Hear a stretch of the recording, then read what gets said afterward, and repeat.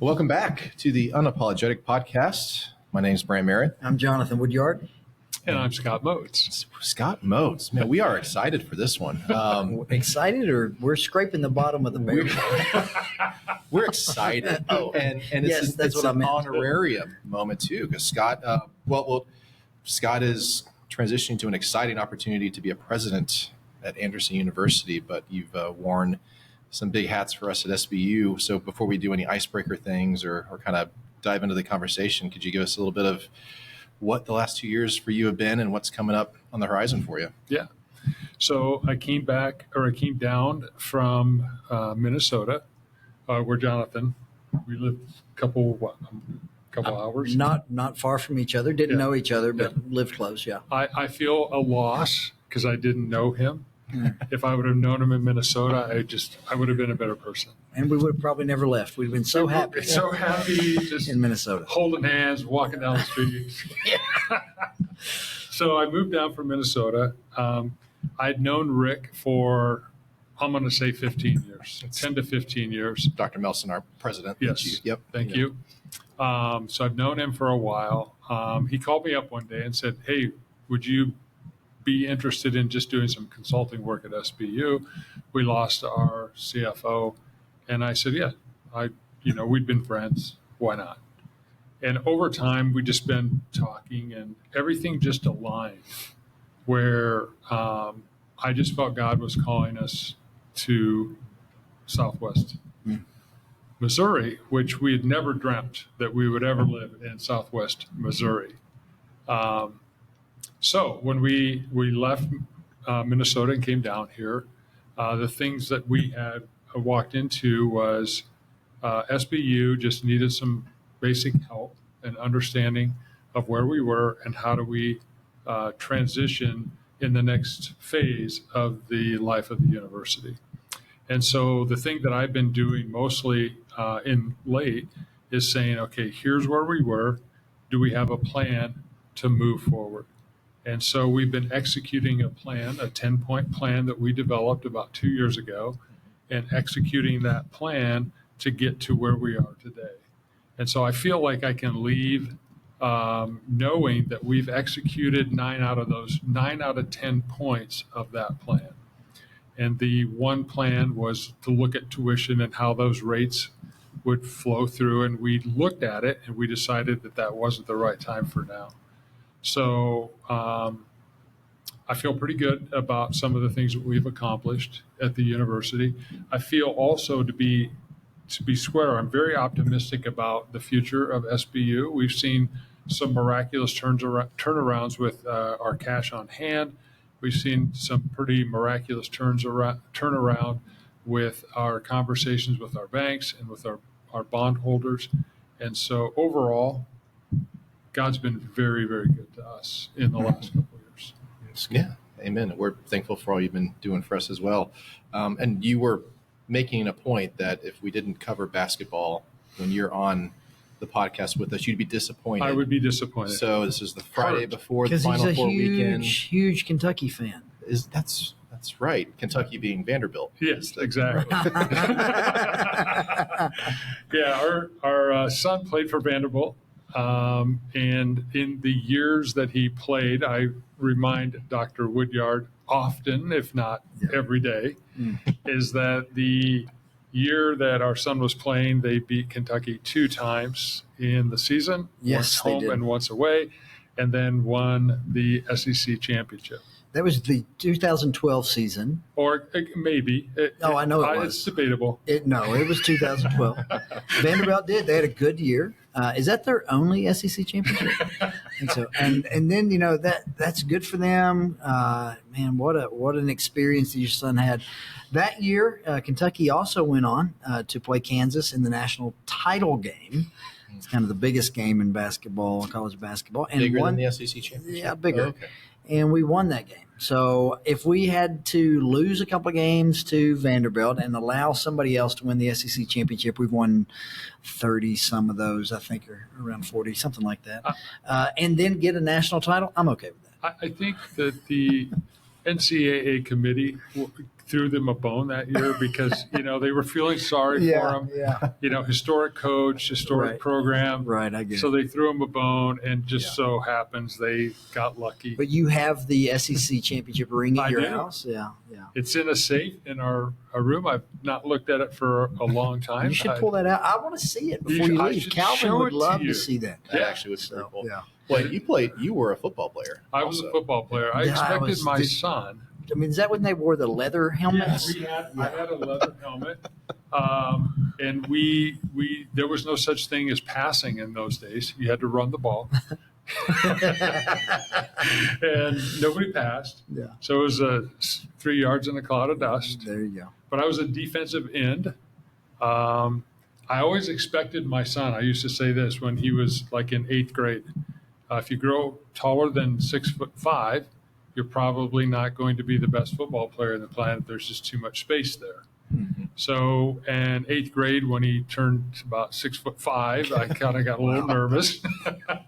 And then by the time he was a senior in high school, he was about 6'9". So he gave up on the game of football and moved to basketball.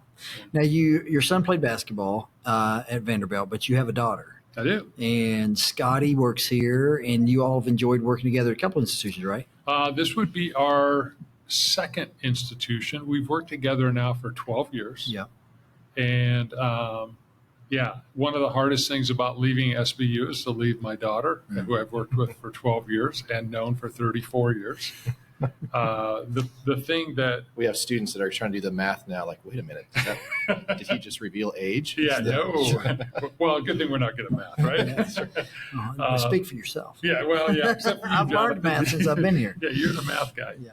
So I think the joy of working with your daughter,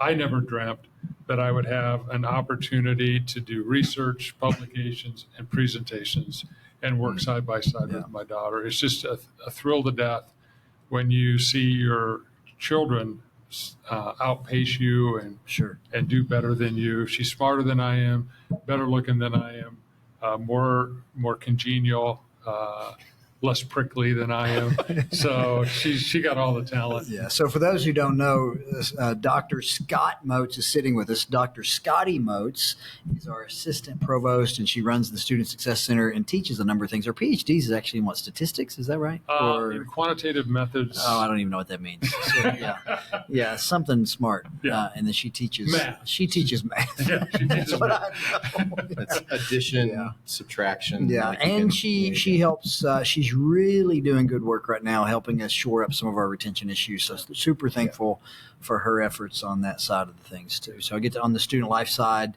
because of her work with retention, we get to work together on a lot of things, and she's a lot more fun to sit down with than he is.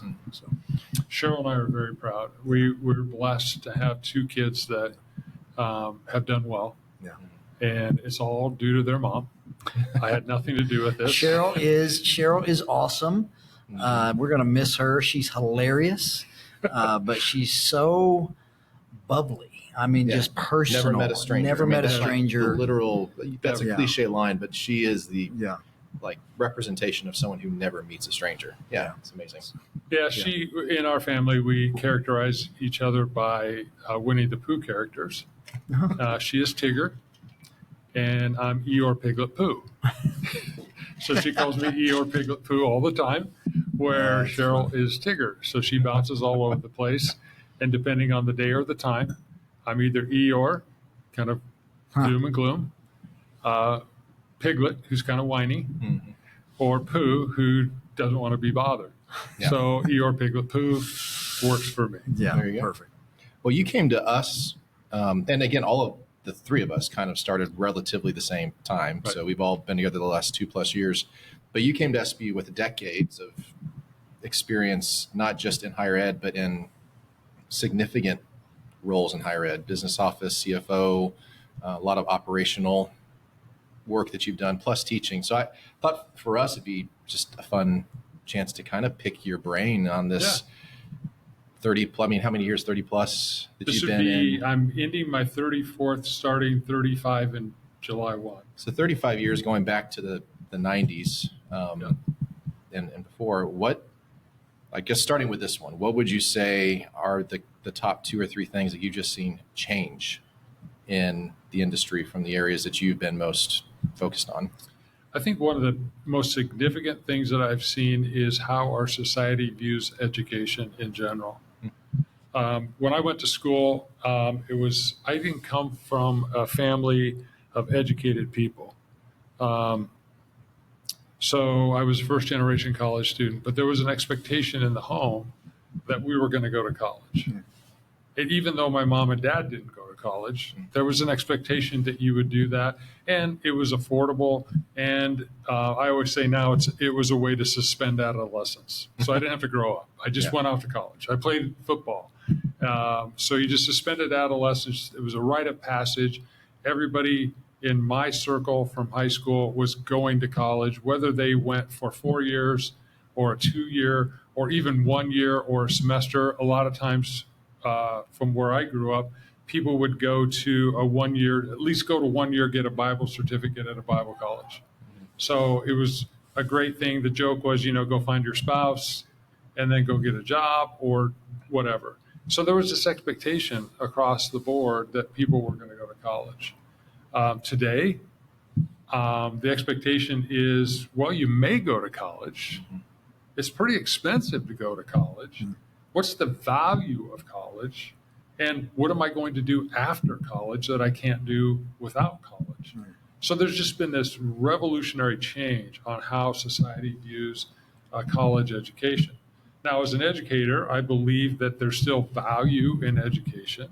I still believe that we have an opportunity to change the trajectory of a student's life by going to the university, but that's not a universal principle that everybody believes to be true anymore. So that's one big thing.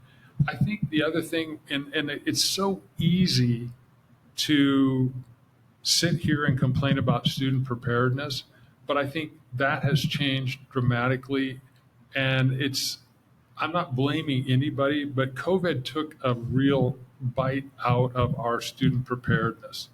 They spent a year or more not in a formal educational setting, and it really worked well for a family that has 2 parents.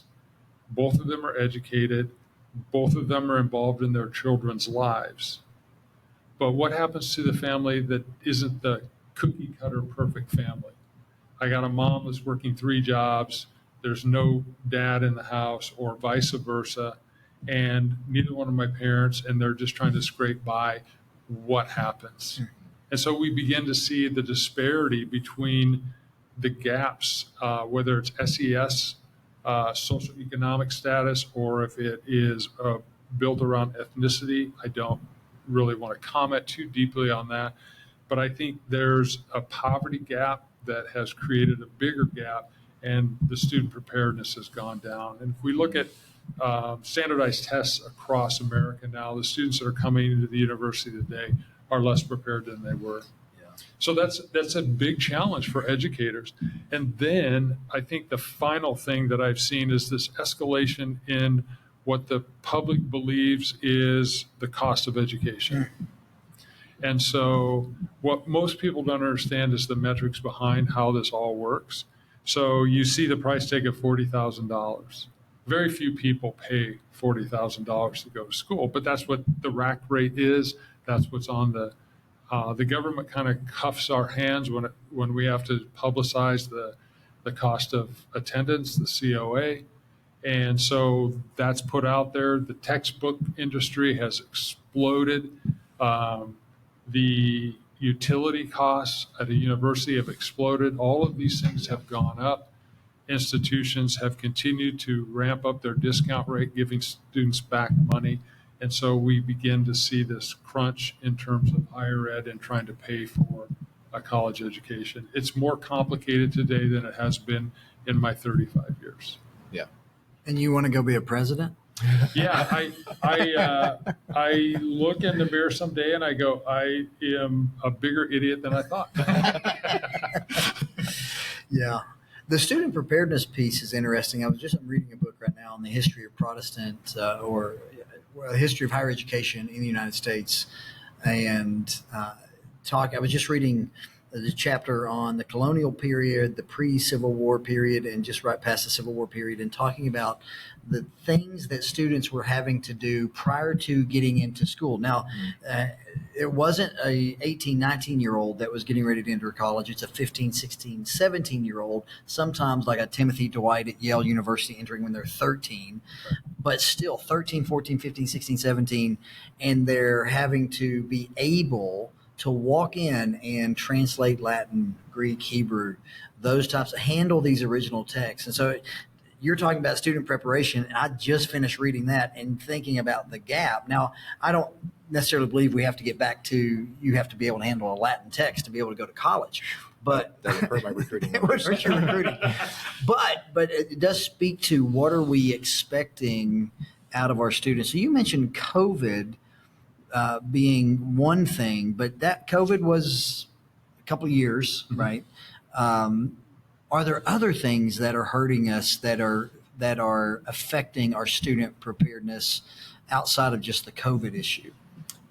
That's a genuine question. I don't know the answer to that. Well, you're going to get a bias here, and I think if you look at society in general, when you see the erosion of institutions, like the institution of the family, the institution of the church, just your basic functions within the society, and you see an erosion of institutions across the board, you begin to see the crumbles and the cracks. And so as I've watched the foundation of the family be challenged, when I look at the foundation of the church being challenged, and all of these things are beginning to, in a sense, in our culture, erode, we begin to see that it has an effect on student preparation. And so I'm a big advocate of a mom and dad in the home. I'm a big advocate of parenting your children. I'm a big advocate of not turning over the education of your children to the public school, but a parent should be involved in the life of their child. And as that has eroded in our culture today, I think we see the effects of the preparedness of a student. Yeah. Well, there's even a piece, this is just going a whole different direction in some sense. We're a school like many others that have gone test optional. So we don't require a test score to get in. So we base a lot of our decisions off of GPA, a lot of our financial aids based off of GPA. So another kind of byproduct of this has been GPA inflation. Yeah. So where, there are schools that are sending students through maybe with not as high of a standard. And so the GPA maybe doesn't mean as much. A 4.0 doesn't mean what it meant 20 years ago. Right. So that, how does that play into too, Yeah, I where think there's it even does. things within the school systems that have made the traditional things we've looked at to determine preparation harder to discern? So I'm not a big fan of high stakes testing because I think there are some inherent problems with high stakes testing. To name a few, whether you want to look at test bias or whether you want to look at test anxiety, the mental health of our population today, those types of things can have an adverse effect on your ability to score really well on a test. You could have all the answers 15 minutes before the test. You put a paper and a timer on the desk, and everything goes to pot. So you're talking about high stake tests being ACT, SAT, those things. Yeah. Well, I define high stakes testing as those tests that are barriers in order to move to another level, whether it is an NCLEX test for nursing, whether it's a GRE to get into grad school. Those are high stakes where people are making decisions on how you do on that score. So to go on to grad school, you need a GRE. I had to take a GRE. I could know the answers. I sit there and I look at the test, and it's A, B, C, or D, and I'm always going to pick A and the answer C, just because I always pick A, whatever it is. Yeah. And you have a sense of you lose the ability to actually think through because there's that timer, and then you're thinking more about, can I get to the next level that I want to get to? So all this has an effect on our student learning. There was a pretty strong movement, probably now I'm 35 years into this, maybe 30 years ago, and we labeled it social promotion. Mm-hmm. So the idea of social promotion is saying, look, is it more damaging to a child if we hold them back or just to promote them and they'll catch up. I've always believed that, particularly in the area of reading and mathematics, if a student is not at grade level by 8 or grade level 3, they will perpetually fall behind year after year, and the social promotion experiment just didn't work. And there's been a sense that it could be anything from mental issues, mental health issues, or even we have been incredibly more diagnostic when it comes to learning disabilities, where, back in my day, if you couldn't read, you just couldn't read, you were dumb. Now it's dyslexia. We're not dumb. They're smart people, but they have this problem, but now we're able to diagnose it. And so there's all of these things that fit into why students don't come to the university prepared. And it's the burden on the university. And it just adds expense to the university, because now we have a success center. Now we have a tutoring center.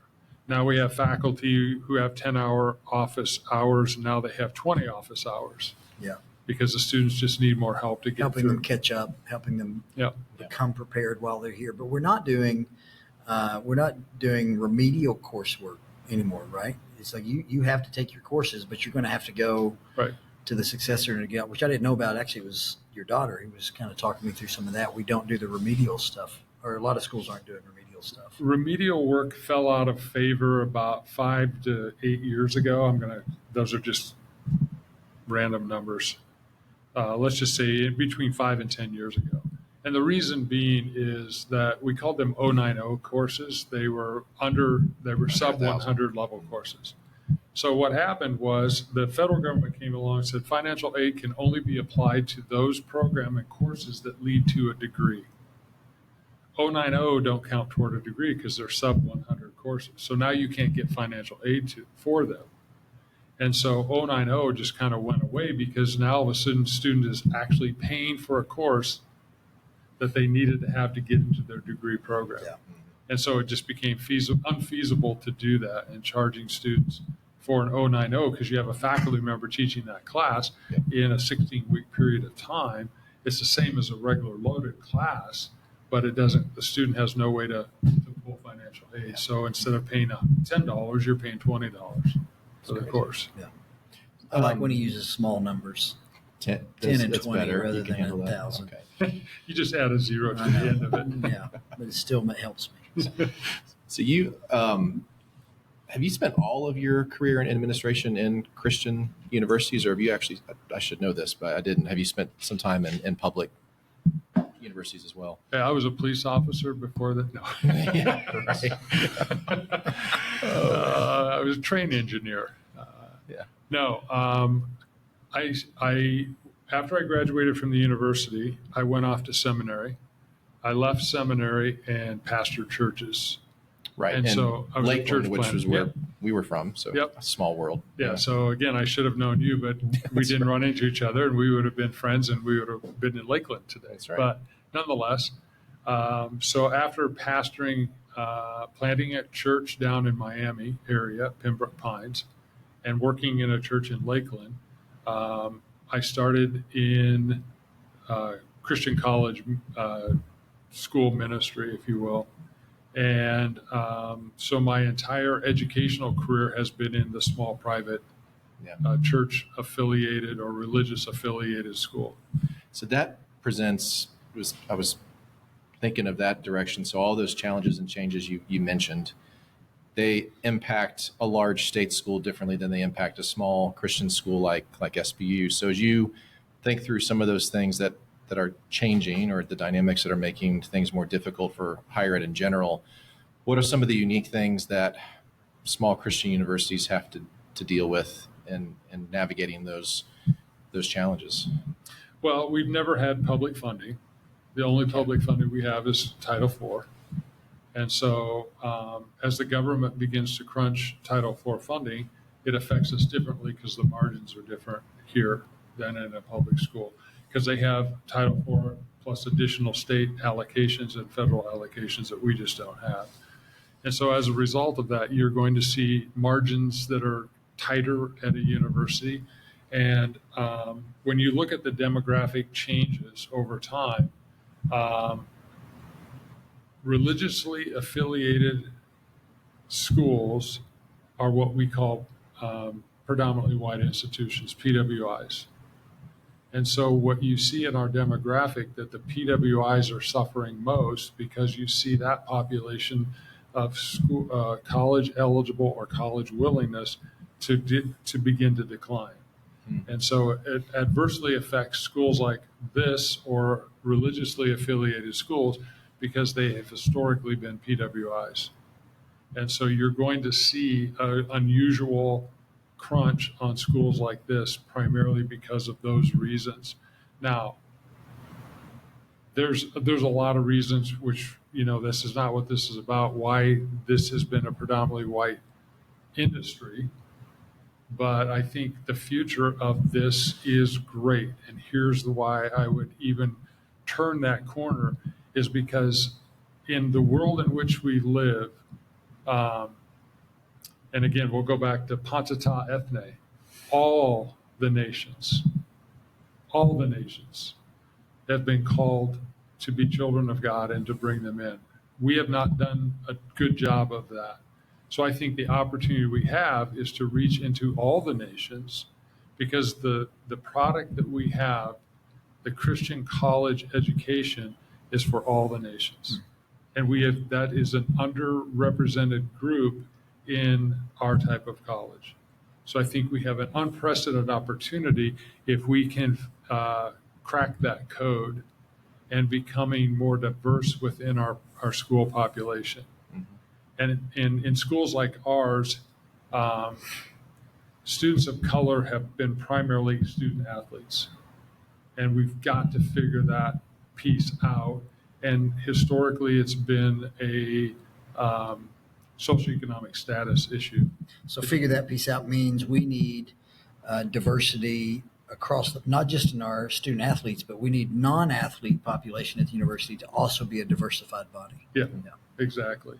That can take different forms. I mean, to your point of the opportunity that's out there, Southeastern, where I worked in Lakeland, we invested heavily in Hispanic recruitment. So we started a Hispanic leadership center. We hired some faculty and program directors specifically to reach to the Hispanic community and recruit more students who were here in the U.S. But that can also take international turns. We've had 2 students this year from China who have thrived really in a pretty, of course it's a foreign environment, but a very different small Midwest environment than they're from, China, and seen success. And that could open doors for us to bring more students like that. So there are different avenues with it. And I don't think a university like us could check every box. It's kind of picking where we can do that well and thrive with it.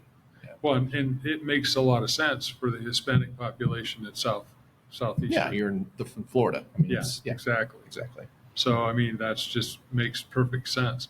But I think one of the things that the American church has not done well has integrated the ethnicities within. Now, there's a whole body of literature that talks about the homogeneous unit principle that we don't need to get into here. But the fact of the matter is that what God intended? Yeah. So what are you touched on that a little bit of a hopeful thing. What are some other things that give you hope for Christian higher education at large, but then even SBU at large going forward? Yeah, here's what I've always believed. I'm waiting to see this, actually the flywheel to start turning on this. So I attended the University of Minnesota. Or can I say that? I attended the University of Minnesota. Yeah, sure. Why? Will I get eggs? No, nobody's not through the screen. Okay. So I attended the University of Minnesota for the 3rd time. When I was at the University of Minnesota, I always called it kooky U because of what was being taught in the classrooms and the way it went. So you have these world-class scholars that have been in some way, shape, or form have biased the truth so badly that it ceases to have any truth left into it because they squeezed all the truth out of it. And it was more of a political agenda. Now, in my program, it was less so because there was a lot of math involved. It was really hard to interject a lot of bias. 2 plus 2 is usually 2 plus 2, whether you are conservative or liberal, doesn't really matter. It's still 4. Or is it 4? I don't know. Actually, no. No. Yeah, I'd have to come to your office and let you whiteboard it. So that kind of thing was just running rampant. And I was out of the U, let's say 15 or 20 years ago. As the world spins and that becomes more like that, I think we have an opportunity to come along and say, look, here, we're not like that. And the more we can be like what God intended us to be, I think the more attractive we are, because we are a place where we're not going to indoctrinate people on a particular political agenda or an ideology that, quite frankly, is bankrupt. And so we have this opportunity to reach out, and the SBU in particular was one of your questions, is that we can reach across all students, and we can use that as a mission field. As when students come to SBU, they have the opportunity to hear God's truth. They have an opportunity to hear a saving knowledge of how to change not only today, but their future, their family, and the world at large. And so it's the world is ours. We just need to go out and grab it. Yeah. This is what God intended us to do and to be. I wrote a paper a long, long time ago, and I was looking at the transformation of evangelism through our culture over time. And so all the way from, where we have big old crusades. Billy Graham was a king of crusades. And we had door-to-door evangelism. We had confrontational evangelism where you'd stand on the corner and beat people over the head with the Bible kind of thing. We took criticism for all of that. And anymore, we're looking at a post-Christian world in the United States where evangelism is looked at as negative, right? Education still has an open door. And so we have an open door to evangelism that people will still buy. Yeah. Mm-hmm. And that's an opportunity we have. So we are the evangelistic arm of the church at a school like this. And we just need to understand that and not shy away from it, be bold with it, and say, look, you come here, you're going to be exposed to chapel. You come here, faculty are going to pray before you go to class. We will have discipleship groups. We have RAs in the dorms that are willing to pray with you and to care for you and to not only care for your spiritual needs, but your physical needs and your social needs. And I think that can be attractive, particularly to parents that are struggling with the kooky U's around the United States. Yeah. That's good. I think, we're talking about, to build on that a little bit, the chance we talked in our all staff, we had a student life all staff meeting this morning. And so everybody from res life to safety and security to student activities are all in there. And we talked about our plan next year, something we push every year this year, but just kind of re-emphasizing it for next semester. Every student engaged with the gospel is something. You shouldn't be able to go to school here for any amount of time and not hear about Jesus. And so talked about that. And then we want people to come to faith, but then to grow up into the image of Christ and be discipled.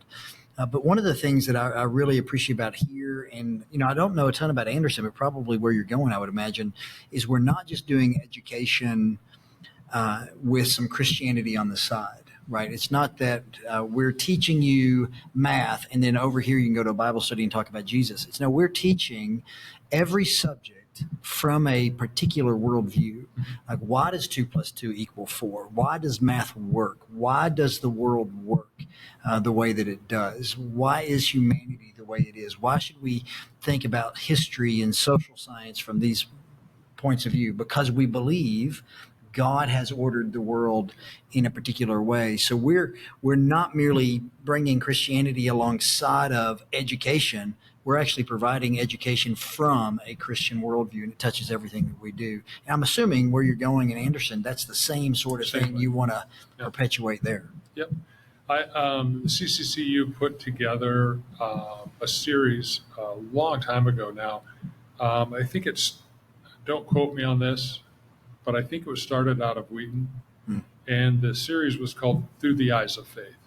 So what does math look like through the eyes of faith? What does psychology look through the eyes of faith? And you go through the discipline, and they had different authors writing what it looked like through the eyes of faith. And when I taught psychology for years, I used to try to characterize it like this. When you look at Maslow's hierarchy of needs, you got self-actualization at the top, and you got your basic needs at the bottom. But when you look at it through the eyes of faith, it changes. Because it says, seek ye first the kingdom of God, and all things will be added unto you, which includes your basic all the way through. And so your transactualization is Christ actualization and not self-actualization. And then the fulfillment of that. Now, Christians starve all the time. It's not like you're going to have cake every day. But the fact of the matter, your basic needs are met if you are Christ actualized. And all of a sudden, the world just flips upside down. Maslow had a lot of good things to say. He had a lot of good things to say, but he was not seeing humanity through the eyes of faith. And when you see through the eyes of faith, the triangle flips. And everything changes. That's good. And your life changes. A lot of people talk about that. They'll use the phrase like the integration of faith and learning. And some people don't like that. A friend of mine, friend of ours, doesn't really like that phrase. But at the same time, I think it's a pretty popular phrase in higher ed, the integration of faith and culture, or faith and education. We want to integrate what we believe about the Bible and Jesus and worldview into what we're doing to educate students. A book that if anybody wants to read about some of these things, Why a Christian College. Arthur Holmes wrote a little book, pretty short, on the Christian college. Anything written by David Dockery along the lines of integration of faith and education would be worth looking at. So just some resources for people if they want to read more about it. I think one of the things, too, that I've always thought is when you take oil and vinegar, if you leave oil and vinegar in a jar, it will automatically separate. It takes an emulsifier or a constant action to keep those things integrated. What education does is the action to keep oil and vinegar integrated. And so there's an intentionality there that has to happen. There has to be an action to keep them from separating. And so at a public university, there's no action to bring those things together whatsoever. You see pockets. One of my good friends at the University of Minnesota, Kookie Yu, actually was a believer, and he did everything he can to bring those actions together within the limits that he had. So it happens, but it's episodic. It's little by little. But at a university like this, there's this constant action. It's the air we breathe. It's the air we holistic. breathe. Exactly. Well, we're thankful for the integration you've done here at SBU, and not just on the, I think from the business, you're actually integrating your faith in how we operate our facilities and our budget and everything else. So I've appreciated that piece. Jonathon's appreciated. I've appreciated his patience and how many times I've walked down the hall or walked down there to his office and drawn numbers up on the whiteboard and said, I don't know how to make sense of this. And his long suffering working with you is the piece. You know my saying, you lead with love, but master the throat punch. That's right. I used a throat punch reference today in a text with someone else. So we'll carry on your legacy for that one. I appreciate that. Yeah, you're welcome. Students, you don't have to worry about any of that. If you need to come talk to me, you can come talk to me about anything. This is not punching violence. anybody. No, it's just figuratively. Figurative. Yes. Yeah, it's all figurative. Oh man. Well, we'll miss you, but we send you with good wishes and a lot of support, and I'm sure we will see you around, and excited for what's ahead for you at Anderson. So, I'm leaving my most prized possession here. I don't. That's right. She's still here. I'm sure you'll come to visit. I think I probably will. Her mother will make me come. That's right. Exactly. Well, that's it for this episode. We'll be back next week with a new one. Thanks for listening. Thanks, Scott Moats. Thank you.